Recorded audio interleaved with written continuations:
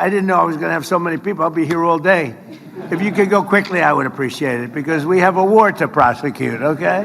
That's my excuse for getting out of here a little bit early. But I've done my thing only in the sense that we're spending hundreds of millions of dollars and even billions of dollars in bringing your industry back. Ketegangan di Selat Hormuz kembali meningkat. Sebuah kapal tanker dilaporkan terbakar setelah diduga terkena serangan proyektil. Rekaman televisi pemerintah Iran menunjukkan asap mengepul dari sebuah kapal tanker di Selat Hormuz pada Sabtu. Garda Revolusi Iran menyatakan kapal tersebut menjadi sasaran setelah diduga melintasi jalur selatan yang telah diperingatkan sebelumnya. Perusahaan pelayaran Yunani Dynacom Tankers menyatakan kapal Kavomaleas terkena 2 proyektil pada 20 Juli yang memicu kebakaran di ruang mesin dan memaksa seluruh awak meninggalkan kapal. Iran menuduh Amerika Serikat menyesatkan kapal-kapal komersial menggunakan rute yang dianggap tidak aman.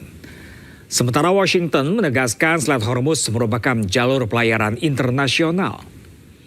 Insiden ini terjadi tengah meningkatnya ketegangan antara Iran dan Amerika Serikat meski kedua negara sebelumnya sepakat membangun kerangka perundingan dan gencatan senjata.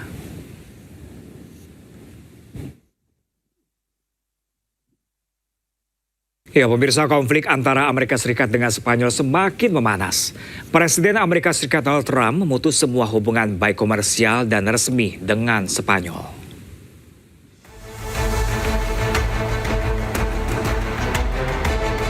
Perang di Timur Tengah membuat hubungan Amerika Serikat dengan Spanyol semakin renggang. Presiden Amerika Serikat Donald Trump mengambil langkah ekstrim untuk menghentikan semua perdagangan dengan Spanyol. Trump juga mengaku tidak mau ada kunjungan resmi. Langkah ini diambil lantaran Spanyol yang terus menolak meminjamkan pangkalan militernya kepada Amerika Serikat dalam konfliknya dengan Iran. I didn't speak to Spain. Spain is a wasted cause. We don't want to do any trade business with Spain anymore, by the way. I'd like you to cut it off. Spain is a terrible partner in NATO. They don't participate. They don't pay. I don't want anything to do with Spain. Cut off all trade with Spain, please, including visits.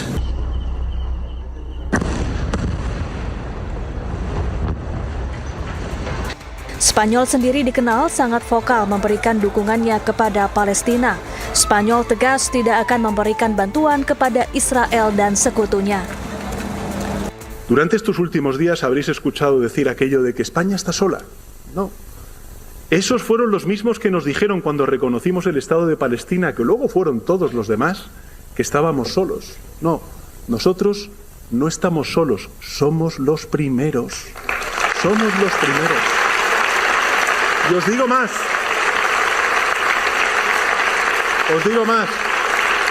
Lo estamos viendo ya. Estamos viendo como muchos otros gobiernos ya se están posicionando en contra de esta guerra. Los que se van a quedar solos son aquellos que defienden lo indefendible. Saat ini Amerika Serikat masih memblokade perairan Iran, sementara Spanyol menolak Amerika Serikat menggunakan 2 pangkalannya di bagian selatan yang biasanya digunakan Amerika Serikat untuk mengirim logistik ke Timur Tengah. Meski ditolak masuk New York, namun Perdana Menteri Israel Benjamin Netanyahu menegaskan tetap akan berkunjung ke kota The Big Apple. Sementara itu, Wali Kota New York Zohran Mamdani tegaskan tidak akan menyambut kedatangan penjahat perang.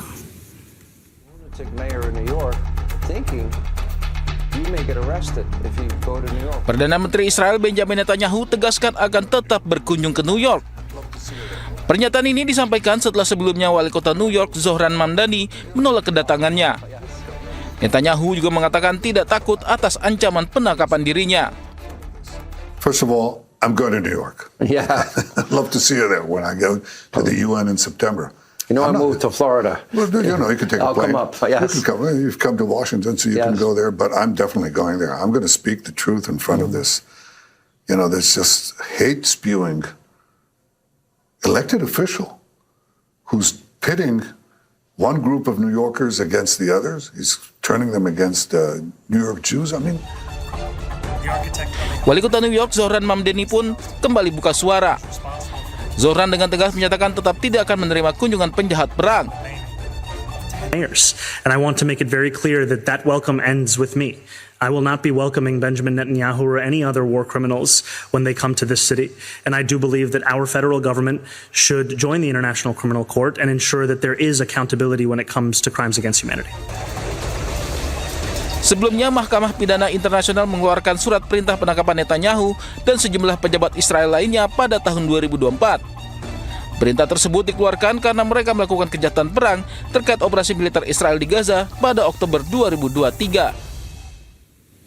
Para pengunjuk rasa berkumpul di dekat Gedung Putih di Washington DC mengecam kunjungan Perdana Menteri Israel Benjamin Netanyahu dan menuntut agar ia diadili atas tuduhan kejahatan perang.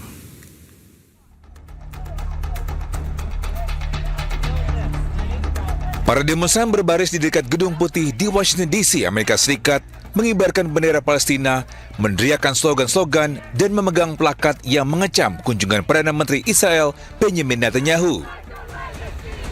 Sementara itu, polisi dan petugas keamanan menjaga di sekitar Pennsylvania Avenue dan Lafayette Square saat protes berlangsung. Netanyahu melakukan perjalanan ke Washington untuk berdiskusi dengan Presiden Amerika Serikat Donald Trump dengan Iran dan keamanan regional mendominasi agenda. Today with one clear message. War criminal Benjamin Netanyahu is not welcome in our communities, not in DC, not in Maryland, not Virginia, and not anywhere. Every time he leaves Washington, the bombs fall harder and the aggression expands and more land is stolen and more of our people are murdered. Shame! I'm a Palestinian American. I live in Washington, D.C. We are at the front of the Blair House, which is an official guest house for the White House, protesting the war crime of Bibi Netanyahu. Bibi Netanyahu is indicted by the ICC, the International Court of Justice, for war crimes committed in Palestine.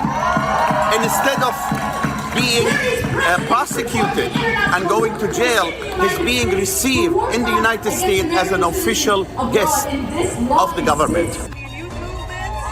Pengadilan Kriminal Internasional mengeluarkan surat perintah penangkapan untuk Netanyahu dan mantan Menteri Pertahanan Israel Yoav Gallant pada November 2024 atas tuduhan kejahatan perang dan kejahatan terhadap kemanusiaan yang terkait dengan konflik Gaza.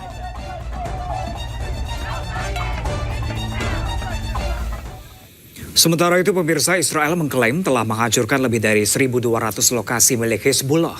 Lokasi ini termasuk tempat penyimpanan senjata hingga terowongan bawah tanah.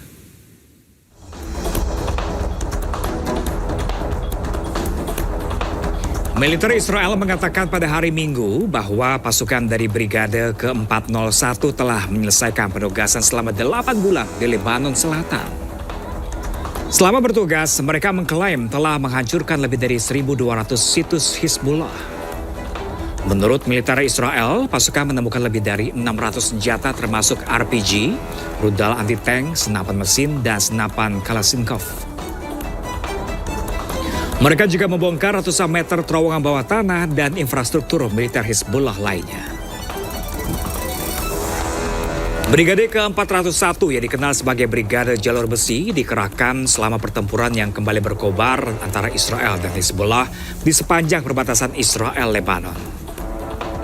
4 tentara dari Batalion ke-52 Brigade tersebut tewas selama operasi di Lebanon Selatan pada bulan Juni.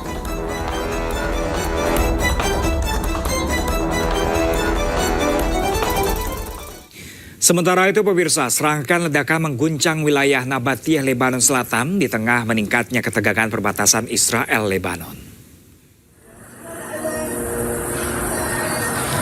Kepulan asap tebal membumbung tinggi di atas wilayah Nabatiyah, Lebanon Selatan setelah serangkaian ledakan yang terjadi pada Jumat waktu setempat. Rekaman video juga menunjukkan drone berputar di atas lokasi tak lama setelah insiden. Media Lebanon melaporkan pasukan pertahanan Israel atau IDF melancarkan serangan yang mereka sebut sebagai ledakan besar di kawasan Tebnit dan dataran tinggi Ali Al-Tahir.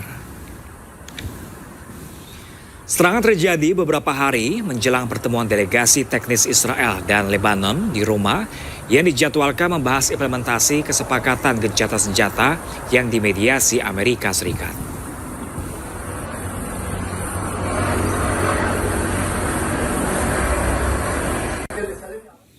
Pasukan Israel menghancurkan terowongan pejuang Hezbollah di Lebanon Selatan menggunakan sekitar 700 ton bahan peledak.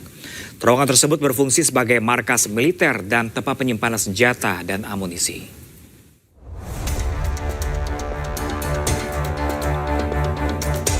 Pasukan militer Israel atau IDF menghancurkan jaringan terowongan pejuang Hizbullah di kawasan pegunungan Beaufort, Lebanon Selatan. Israel menggunakan sekitar 700 ton bahan peledak untuk meluncurkan serangan tersebut. Sebuah rekaman video menunjukkan tentara Israel bergerak melalui terowongan kosong dan memperlihatkan senjata, amunisi, dan peralatan lain yang ditemukan di dalamnya. IDF menyebut pejuang Hizbullah menggunakan lokasi tersebut sebagai markas dan tempat penyimpanan persenjataan militer. Mereka menganggap terowongan tersebut sebagai bagian dari infrastruktur militer yang dianggap sebagai ancaman besar.